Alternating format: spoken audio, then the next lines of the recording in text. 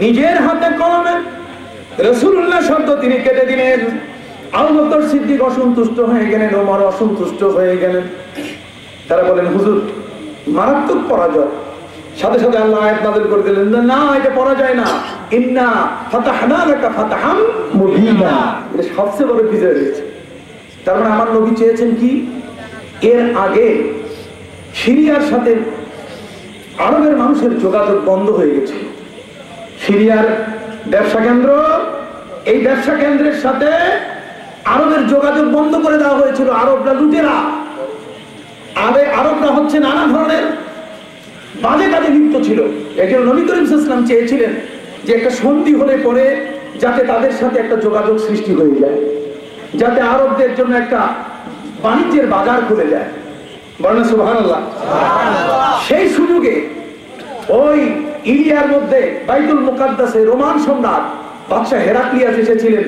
তিনি মান্যত করেছিলেন, যদি পারস্য সম্রাটের উপরে আমি বিজয় লাভ করতে পারি তাহলে বাইতুল মুকাদ্দাসে শুকরানা 2 রাকাত নামাজ পড়বো আর ফিরে আসবো। এই শুকরানা নামাজ পড়ার ওই সুযোগে নবী করিম সাল্লাল্লাহু আলাইহি ওয়াসাল্লাম 7ম হিজরি সনে রাজা বাদশাদের কাছে চিঠি লিখেছিলেন। তার মধ্যে একটা চিঠি দিয়েছিলেন বাদশা হেরাক্লিয়াসের কাছে। কার কাছে? হেরাক্লিয়াসের কাছে চিঠি যাওয়ার পর সেই চিঠিটা নানাভাবে যাচাই করা হয়েছে। এক পর্যায়ে যখন পার্লামেন্টের সামনে, আমি সংক্ষিপ্ত ভাবে বলছি, পার্লামেন্টের সামনে যখন বাদশা হেরাক্লিয়াস চিঠিটা পড়া শুরু করলেন, চিঠির ভাষা ছিল এই, বিসমিল্লাহির রহমানির রহিম, মিন মুহাম্মাদিন রাসূলিল্লাহ ইলা হেরাক্লা আজিমির রোম। মানে মুহাম্মদ রাসূলুল্লাহর পক্ষ থেকে এই চিঠিখানা রোম সম্রাট হেরাক্লিয়াসের প্রতি। এই চিঠিখানা যখন তিনি পড়া শুরু করলেন, বাদশা হেরাক্লিয়াস তিনি স্পিকারের দায়িত্ব পালন করছেন। ওই মুহূর্তে ওই সংসদের মধ্যে শত শত যারা সংসদ সদস্য ছিল সবাই দাঁড়িয়ে গেছে যে আমরা এই চিঠি শুনবো না। হেরাক্লিয়াসকে প্রশ্ন করলো তারা, এই চিঠি আমরা শুনবো না। হেরাক্লিয়াস তাদেরকে পাল্টা প্রশ্ন করলেন, কেন তোমরা শুনবে না? এটা তো মুহাম্মদ রাসূলুল্লাহর চিঠি, উনি আমার কাছে ইসলামের দাওয়াত দিয়ে পাঠিয়েছেন, চিঠিখানা তোমরা শোনো। ওরা বলছে, না এই চিঠিখানা আমরা কখনো শুনবো না। হেরাক্লিয়াস তাদেরকে অনুরোধ জানালেন, কেন তোমরা শুনবে না বলো। তখন তারা বললো যে চিঠির মধ্যে অ্যাড্রেসে ভুল আছে, চিঠির মধ্যে মুহাম্মদের নাম আগে আসছে।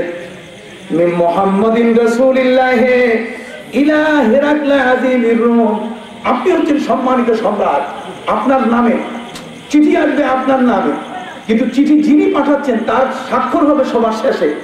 বলেন না, চিঠির স্বাক্ষর হবে কি সবার শেষে, আর যার নামে পাঠানো হচ্ছে তার নামটা কি হবে? আগে হবে। কিন্তু এই চিঠিটার মধ্যে মুহাম্মদের নাম হচ্ছে আগে, আর হেরাক্লা আপনার নাম আসছে কি? তাহলে এই চিঠি শুনবো না, এই চিঠিটা আপনাকে অপমান করা হচ্ছে। বুঝতে পারছেন? তখন সাথে সাথে হেরাক্লিয়াস ওই মজলিসে দাঁড়িয়ে তিনি বললেন যে না, চিঠির ভাষা ঠিক আছে, চিঠির অ্যাড্রেস ঠিক আছে, অ্যাড্রেসিং এ মুহাম্মদ রাসূলুল্লাহ ভুল করেন নাই। তখন 300-র উপরে সংসদ সদস্য তারা দাঁড়িয়ে বলছে যে অ্যাড্রেস ভুল, এই চিঠি আমরা শুনবো না। হেরাক্লিয়াস দাঁড়িয়ে বলেন যে না, এই চিঠি তোমাদের শুনতে হবে, এই কারণে যেহেতু যিনি চিঠি তারা পাঠিয়েছেন তিনি হলেন একজন নবী, তিনি হলেন রসুল। আমি নবীও না, রসুল না। যিনি নবী এবং রসুল তার মর্যাদা আমার চেয়ে কোটি কোটি গুণ বেশি, অতএব তার নাম আসবে আগে আর আমার নাম পরে, এটাই নিয়ম। কাজে উনি নিয়মের ভুল করেন না। তাহলে একজন অমুসলিম রাষ্ট্রপ্রধান যদি আমার রসুলকে এত বড় সম্মান দিতে পারে, নবীর বয়সটা বলতে যাইয়া নিজের বয়সটাকে আস্তে পরে বলে নবী সবচেয়ে বড়, সবার চেয়ে বড়, কত বড় রেসপেক্ট। এটা হলো আদব। এটা নাম কি? আদব। সেই আদবের উপরে ভিত্তি করে বিশ্বনবী মুহাম্মদ রাসূলুল্লাহ সাল্লাল্লাহু আলাইহি ওয়াসাল্লামের জীবনী এটা যে জানা প্রয়োজন। এর উপরে খোদ সৌদি আরবে মক্কা শরীফে বসবাসরত একজন ব্যক্তি আল্লামা সৈয়দ মোহাম্মদ আলাবি আল মালিকি আল হাসানি, তিনি একখানা কিতাব লিখেছেন, হাউলুল ইহতিফাল বিযিকরা আল মাউলুদিন নববিয়্যা শরীফ। মুহাম্মদ রাসূলুল্লাহ সাল্লাল্লাহু আলাইহি ওয়াসাল্লাম আমার নবীর মওলুদ শরীফের উপরে উনি একখানা বই লিখেছেন। খোদ মক্কা শরীফে। কোথায়? মক্কা শরীফে। এখানে তিনি নিয়ে এসেছেন যে সর্বপ্রথম নিজের মিলাদুন নবী, নিজের মিলাদুন নবী নিজে পালন করছেন কে? সর্বপ্রথম মিলাদুন নবী কে পালন করছেন শুনতে চাবেন? আসেন, উনি ওনার কিতাবের মধ্যে উল্লেখ করেছেন, সর্বপ্রথম নিজের মিলাদ নিজে করেছেন খোদ মুহাম্মদুর রাসূলুল্লাহ সাল্লাল্লাহু আলাইহি ওয়াসাল্লাম। তিনি বলেছেন আউয়ালুল মুহতাফিলিন বিল মাউলিদিন নবী, নবী করিম সাল্লাল্লাহু আলাইহি ওয়াসাল্লামের প্রথম মিলাদ কে পড়েছেন? তিনি বলেছেন ইন্না আউয়ালুল মুহতাফিলিন বিল মাউলিদি হুয়া সাহিবুল মাউলিদ ওয়া হুয়া নবী সাল্লাল্লাহু আলাইহি ওয়াসাল্লাম। খোদ নবী করিম সাল্লাল্লাহু আলাইহি ওয়াসাল্লাম নিজের মিলাদ নিজে করছেন। সুবহানাল্লাহ। কামা জা ফিল হাদিসিস সহিহ আল্লাযী রাওয়াহু মুসলিম, যে হাদিসখানা ইমাম মুসলিম বর্ণনা করছেন, মুসলিম শরীফে এসেছে। কি এসেছে? লাম্মা সুইলা আন সিয়ামি ইয়াউমিল ইসনাইন, নবী করিম সাল্লাল্লাহু আলাইহি ওয়াসাল্লামকে প্রশ্ন করা হলো, রাসূল আপনি সোমবারের দিনে রোজা রাখতেছেন কেন?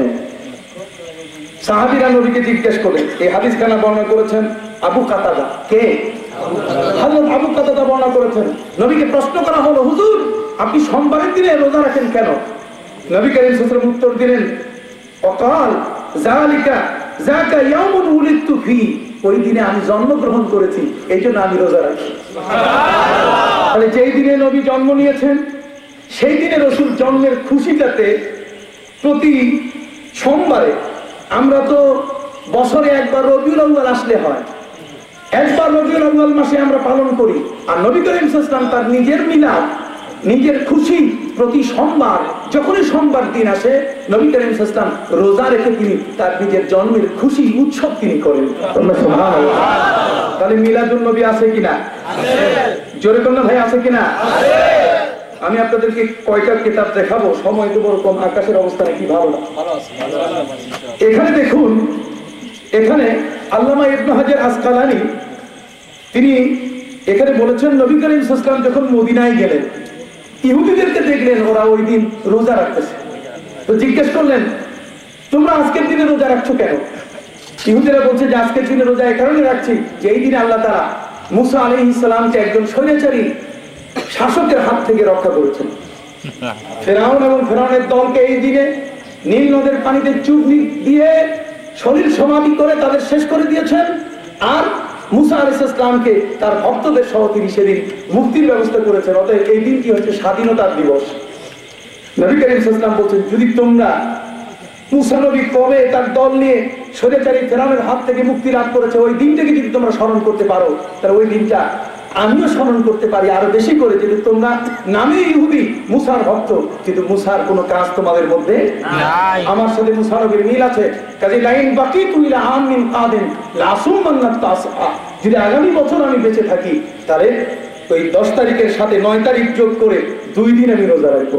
সুবহানাল্লাহ। তাহলে মুসা নবী যেই তারিখে ফেরাউনের হাত থেকে রক্ষা পেয়েছিলেন সেই দিনটা যদি উদযাপন করা যায়, খোদ নবী যদি উদযাপন করেন, তাহলে নবী যেই দিনে জন্মগ্রহণ করেছেন সেই খুশির দিনটা আমরা কি উদযাপন করতে পারি না? উনি এখানে আল্লামা জালালউদ্দিন সুয়ুতির কথা নিয়ে এসেছেন, হাফেজ শামসুদ্দিন জাজারির কথা নিয়ে এসেছেন, তারপর হাফেজ শামসুদ্দিন ইবনে নাসিরউদ্দিন দামেশকির কথা নিয়ে আসছেন। সবচেয়ে বড় আরেকটা জিনিস নিয়ে আসছেন, আমি আপনাদের দেখাবো। এই যে অলিপুরি সাহেবরা, এরা ভক্ত হচ্ছে, কয়েকটা বই আছে কিন্তু খুব শক্তিশালী। এই যারা এই বইগুলো লিখছেন এরকম আমার মতো মানুষ, অলিপুরি মতন মানুষকে 1 কোটি বছর পড়াইতে পারে। কথা বুঝতে পারছেন?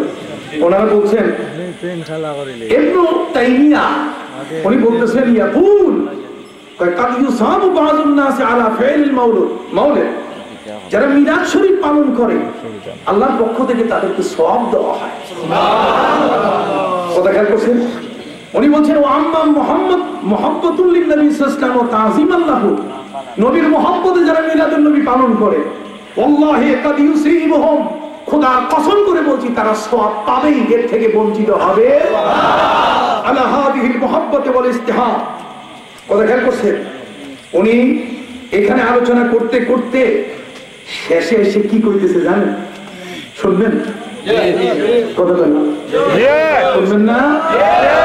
শুনেন, এখানে শেষে উনি বলতেছে তাযীমুল মাউলিদ ওয়া ইত্তিখাযুহু মাওসুমান কাদ ইয়াফআলুহু বাযুন নাস ওয়া ইয়াকুনু লাহু ফিহি আজরুন আযীম। উনি বলছেন নবী করিম সাল্লাল্লাহু আলাইহি ওয়াসাল্লামের জন্মের মিলাদ সংক্রান্ত বিষয়কে সম্মানের চোখে দেখা এবং সেটাকে নির্ধারিত মৌসুমে যেমন রবিউল আউয়াল যখন আসে তখন এটা মহাসমারোহে পালন করা, যেটা সাধারণ মানুষ করে। উনি বলেন ওয়ায়াকুনু লাহু ফীহি আজরুন আযীম, এতে রয়েছে সবচেয়ে বড় মাপের আল্লাহর পক্ষ থেকে প্রতিদান। সুবহানাল্লাহ, তাকবীর, আল্লাহু আকবার, রিসালাত, ইয়া রাসূলুল্লাহ, সুন্নি সম্মেলন, জিন্দাবাদ, আল্লাহ সাহেব, সারাই কমিউনিটি সরকার সাহেব, জিন্দাবাদ।